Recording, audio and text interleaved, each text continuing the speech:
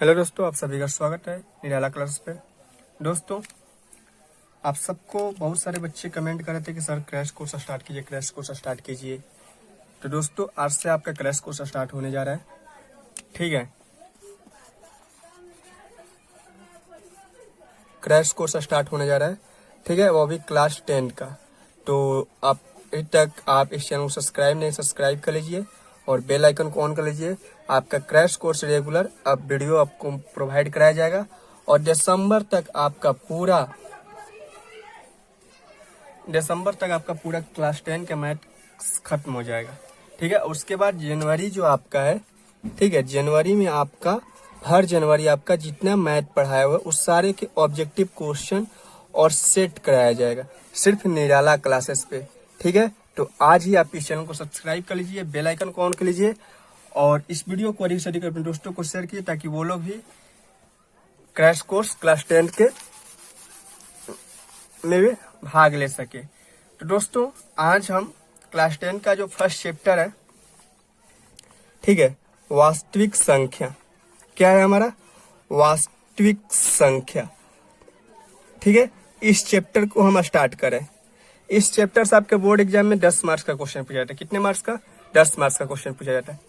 इसमें आपको क्या पढ़ना है ये आपको दिखा देते हैं। सबसे पहले तो आपको इसमें यूक्लिड, विभाजन, प्रमेयिका ये पढ़ना है। उसके बाद आपको एचसीएफ एंड एलसीएम पढ़ना है। उसके बाद आपको अंकगणित की आधारभूत प्रमेय ये पढ़ना है। उसके बाद आपको अपरिमेय संख्या सिद्ध करके दिखाना है और उसके बाद शांत और अशांत पढ़ना है। ठीक है, यही आपको अपने एग्जाम के लिए पढ़ना है। जितने आपको ये 5 टॉपिक दिखाई दे, 5 टॉपिक ये आपके वास्तविक संख्या से आपके बोर्ड एग्जाम में क्वेश्चन देखने को मिलेगा। हम आपको सारे टॉपिक से क्वेश्चन कराएंगे जो आपके एग्जाम में क्वेश्चन पूछा है और पूछेगा 2021 के बोर्ड एग्जाम में। ठीक है, तो देखिए पहला क्वेश्चन है। क्वेश्चन नंबर 1 बोल रहा है कि 135 और 225 का HCF निकाले। HCF तो अभाज्य गुणनखंड विधि से भी निकाला जाता है, भाग विधि से भी निकाला जाता है। तो कौन से? तो यहाँ पे आपको लिखेगा यूक्लिड विभाजन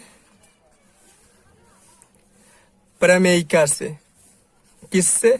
यूक्लिड विभाजन प्रमेयिका से क्या निकालना है? 135 और 225 का HCF निकालना है। ठीक है, यूक्लिड विभाजन प्रमेयिका या यूक्लिड विभाजन एलोगिथम दोनों का मतलब एक ही होता है। इससे आपको घबराने की कोई दिक्कत नहीं है। ठीक है, अगर एग्जाम में प्रमेयिका दे तो इसी तरह से बनाइएगा या एलोगिथम दे तो ठीक इसी प्रकार बनाइएगा। इससे आपको कोई दिक्कत नहीं है। ठीक है, तो इसका आंसर, इसका सोल्यूशन करने के लिए क्या करना होगा आपको भाग तो सिंपल आता होगा, वही भाग जो आप बचपन से सीखते आ रहे हैं, तो वही भाग आपको बनाना है। क्या करना है? वही भाग सिर्फ आपको बनाना है। ठीक है, तो 135 225 में सबसे पहले छोटी संख्या से बड़ी संख्या में भाग दे दीजिए। भाग देते हैं, एक डन में जाएगा 135।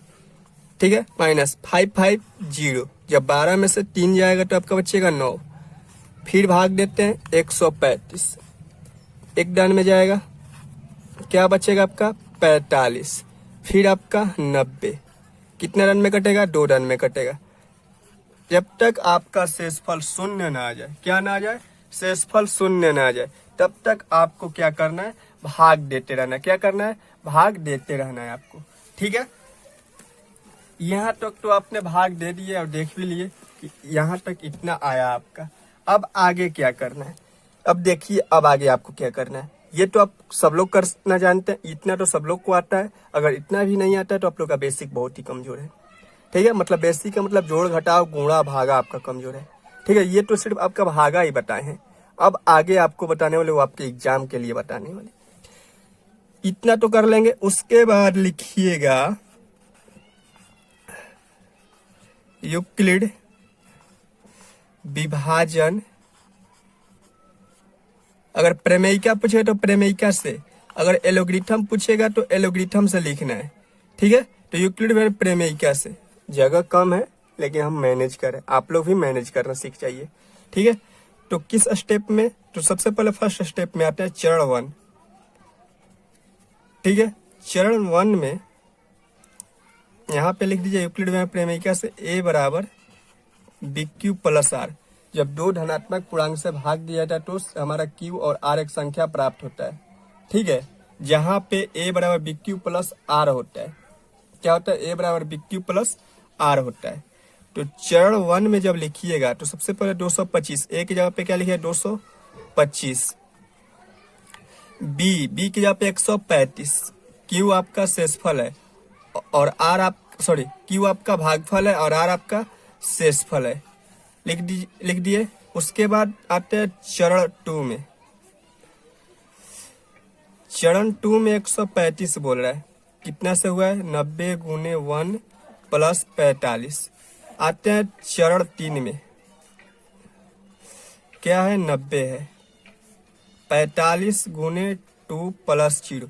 जिस संख्या से आपका शेषफल 0 आया है वहीं आपका HCF होगा। क्या होगा, वहीं आपका HCF होगा, यानी 135 और 225 का HCF क्या होगा 45। क्या होगा 45, यही आपका क्या होगा आंसर। क्या होगा आपका आंसर होगा। इसी प्रकार आप एक्सरसाइज 1.1 में क्वेश्चन देख सकते हैं, 2 क्वेश्चन आपका और दिया है, वो भी 2 क्वेश्चन इसी आधार पे आपका बनेगा। ठीक है, देखते हैं अब अगला क्वेश्चन जो आपके बोर्ड एग्जाम में पूछ सकता है कि 140 का अभाज्य गुणनखंड करे। क्या करे, अभाज्य गुणनखंड करे।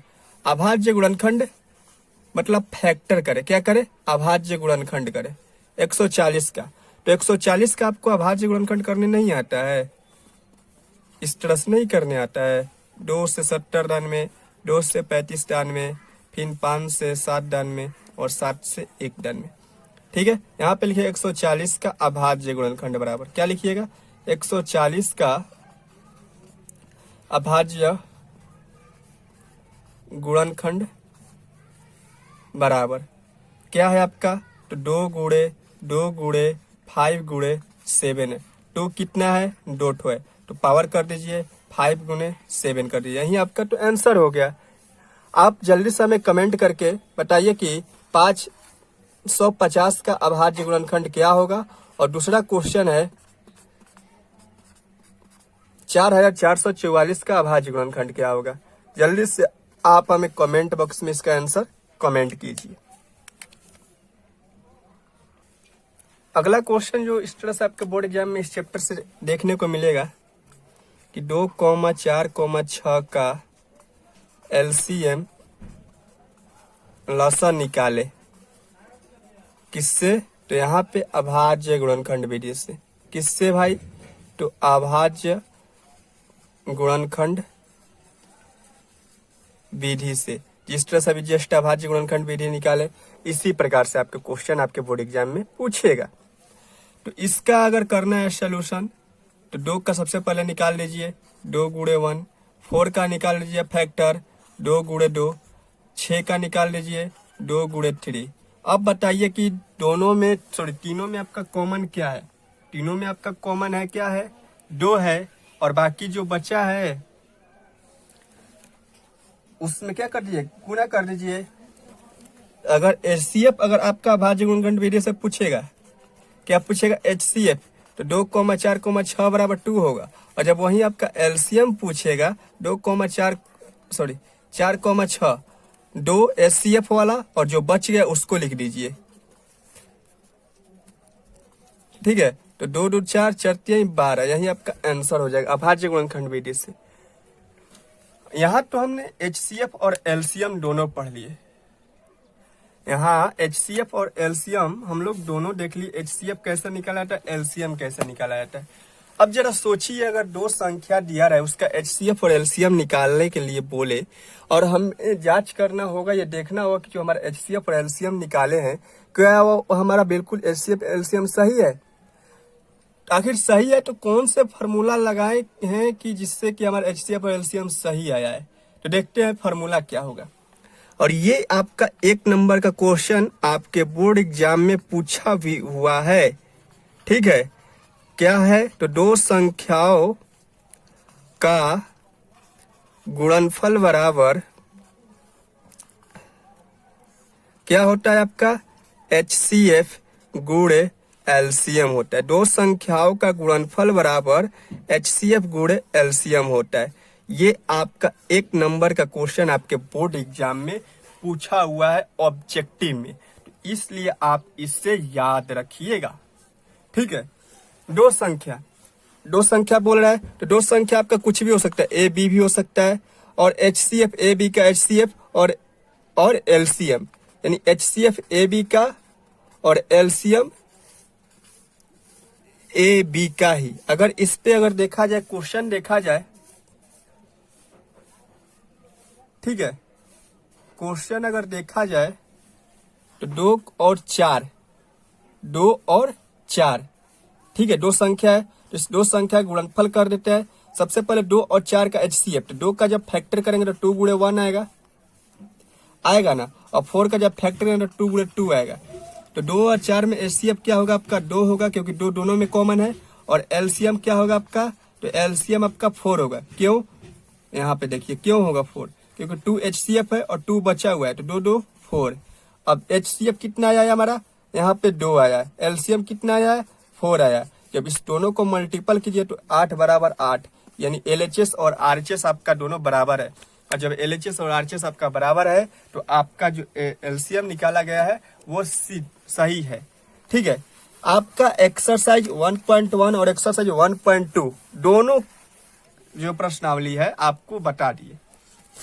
जिस आधार से आपको बताएं, इसी आधार से आपके एग्जाम में क्वेश्चन देखने को मिलेगा।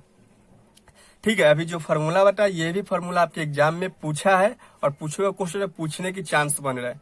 तो इसलिए आप एक्सरसाइज 1.1 और एक्सरसाइज 1.2 के क्वेश्चन, सारे क्वेश्चन का सॉल्यूशन कीजिएगा, क्योंकि हम आपको कॉन्सेप्ट दे दिए। इस कॉन्सेप्ट से आप अपने क्या कर सकते हैं, अपने सिलेबस को भी पूरा कर सकते हैं और साथ ही साथ अपने एग्जाम में अच्छे स्कोर भी ला सकते हैं। तो मिलते हैं दोस्तों नेक्स्ट वीडियो में, आपको बताएंगे। और नेक्स्ट वीडियो आप देखना बिल्कुल नहीं भूलिए, क्योंकि नेक्स्ट वीडियो में आपको बताएंगे कि अपरिमेय संख्या सिद्ध करने की तरीका, वो भी बहुत ही आपको इजी तरीके से। तो इसलिए मिलते हैं नेक्स्ट वीडियो में। जय हिंद, जय भारत।